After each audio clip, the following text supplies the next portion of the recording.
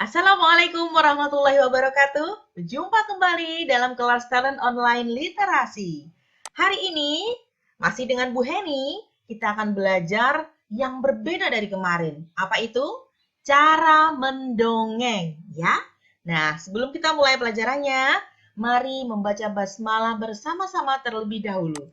Bismillahirrahmanirrahim.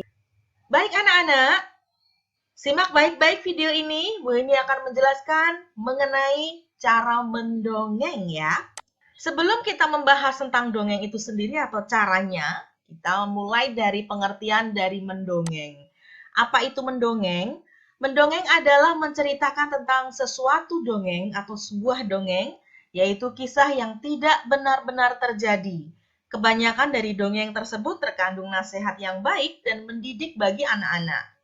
Jenis dongeng sendiri bermacam-macam, contohnya fabel, yaitu dongeng yang bertokohkan hewan. Ada pula hikayat, legenda, dan lain-lainnya ya. Nah, sekarang kita akan membahas mengenai langkah-langkah mendongeng. Pertama, pilihlah dongeng yang sesuai dengan sasaran pendengar kalian. Kalau pendengar kalian adalah anak-anak, maka carilah dongeng yang berkaitan dengan dunia anak-anak dan itu mudah dipahami oleh anak-anak. Kemudian, jangan lupa untuk membaca dan mempelajari terlebih dahulu dongengnya ya, karena kita harus memahami dulu sebelum menyampaikan kepada orang lain. Lalu bacakan cerita itu atau bacakan dongengnya dengan ekspresif dan menarik. Usahakan kamu menggunakan suara yang berbeda untuk setiap karakter dalam cerita atau cukup dengan intonasi saja. Contohnya ketika kamu menyampaikan dongeng tentang Timun Mas ya, yang kemarin Bu ini sampaikan.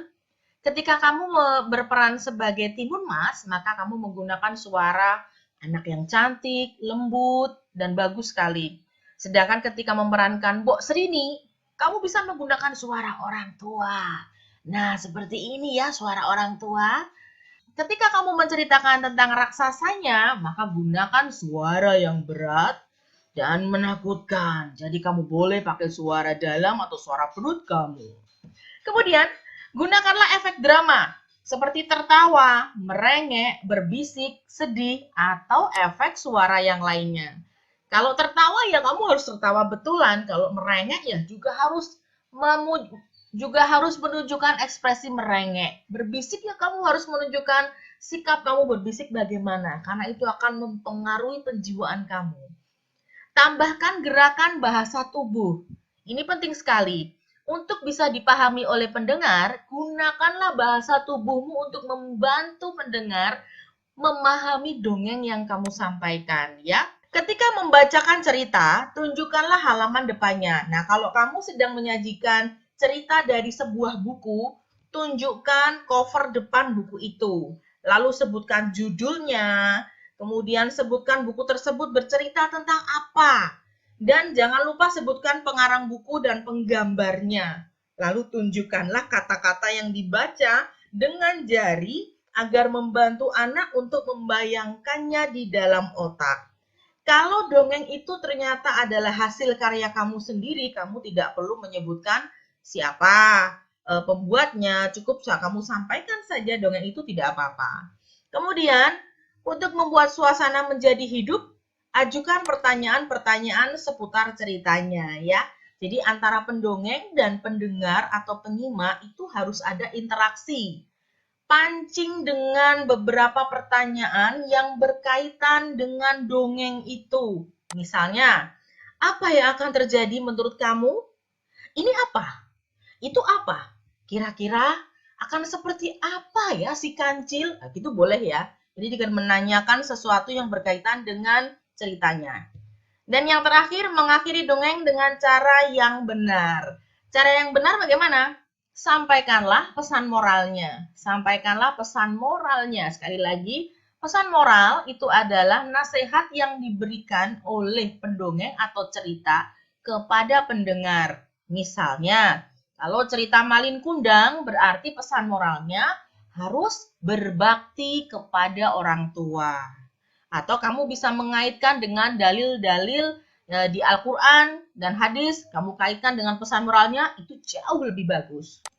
Baik anak-anak, sekarang kita belajar bermain ekspresi yuk. Apa itu bermain ekspresi? Memainkan mimik muka dan intonasinya. Nah, dalam mendongeng kita harus bisa menyampaikan pesan dengan ekspresi dan suara yang sesuai cerita. Misalnya saat sedih, ya kamu harus memasang muka sedih. Marah, ya harus marah betulan. Kemudian bahagia, ya tunjukkan wajah bahagia. Kalau kamu menceritakan sesuatu yang bahagia, tapi raut wajahmu tidak bahagia, maka nanti intonasi suara yang keluar otomatis ikut tidak bahagia. Sebaliknya, ketika ceritanya sedih, tapi kamu menyampaikannya dengan senyum, maka yang terdengar jadi lucu, nggak jadi sedih lagi ya. Oke, sekarang coba kalian perhatikan, ini Bu Heni akan menyajikan beberapa gambar yang Bu Heni ambil dari berbagai sumber. Coba tebak kira-kira cerita yang sesuai dengan gambar apa dan sampaikan dengan ekspresi yang sesuai. Nah, ini yang pertama. Gambar apakah ini? Iya, betul sekali. Ini gambar buaya dan kancil. Kira-kira meskipun anak tidak pernah membaca, tapi kalau sudah disuguhkan gambar seperti ini, maka dia sudah bisa membayangkan cerita tersebut. Ini contoh. Hai kancil, aku akan memakanmu. Kamu terlihat sangat lezat. Ah, ampun, ampun buaya, dagingku tidak enak untuk kau makan. Tolong, jangan makan aku. Aku betul-betul tidak enak kau makan. Nah, itu contoh ya, contohnya kalau dari gambar ini. Tapi kamu kubah lagi juga boleh. Jadi gambar itu akan membantu untuk mengekspresikan, juga menyampaikan pesan dari ceritanya. Kita coba ke gambar yang lainnya ya. Nah, cerita apakah ini? Kalau dari gambar ini, kayaknya sudah banyak yang tahu ya. Ini adalah Malin Kundang, betul sekali. Ini adalah Malin, si anak durhaka itu. Kemudian ini ibunya, ya. Siapa yang bisa memberikan contoh ekspresinya? Oke, begini ya contohnya aja. Anakku Malin, ini ibu nak. Nak, ini ibu. Siapa kamu? Aku tak kenal kamu. Kau bukan ibuku. Ibuku seorang saudagar kaya. Kau pengemis gembel yang tak tahu malu. Pergi kamu dari sini. Nah, itu contoh ya. Bisa kamu kembangkan lagi dengan lebih menarik lagi. Jadi ketika kamu menjadi Malin, kamu harus ekspresif. Suaramu harus tampak betul-betul sesuai dengan cerita. Dan ketika jadi ibunya yang sedih juga harus sesuai dengan ceritanya. Selanjutnya ada gambar lagi ya. Nah, kalau ini pasti banyak yang tahu. Apa ini anak-anak? Betul sekali, ini adalah belalang dan yang ini adalah semut. Kisah belalang dan semut. Si belalang yang suka bermain musik dan malas-malasan, sementara semut pekerja keras yang tak kenal lelah untuk mengumpulkan makanan sebagai persediaan di musim dingin. Contoh ya ekspresinya, kamu boleh mengembangkan yang lebih bagus lagi. Saya yakin kalian pasti lebih bagus. Ini contoh aja. Hei semut, ayo sini, nyanyi denganku. Ngapain kamu capek-capek seperti itu? Ayo main-main bersamaku. Kita bermain musik dan menari bersama, pasti lebih menyenangkan. Hai belalang, oh ternyata kamu. Aku harus bekerja keras karena sebentar lagi musim dingin. Jadi aku harus mengumpulkan banyak makanan di rumah kami. Apa kamu tidak mengumpulkan makanan juga, belalang? Ngapain sih ngumpulin makanan? Kan di sana sini masih banyak makanan. Jadi nggak perlu kita menimbun makanan segitu banyaknya. Ayo nyanyi lagu yuk dengan aku yuk. La la la la la la la. Aduh, belalang, kasihan sekali kamu. Kau pasti akan kelaparan nanti saat musim dingin. Oke, itu contoh saja ya anak-anak. Tapi kamu boleh mengembangkan lagi dengan caramu dan ekspresimu yang lebih sesuai. Intinya ketika kita mendongeng, kita harus menjiwai, kita nggak boleh malu. Yang penting itu ya.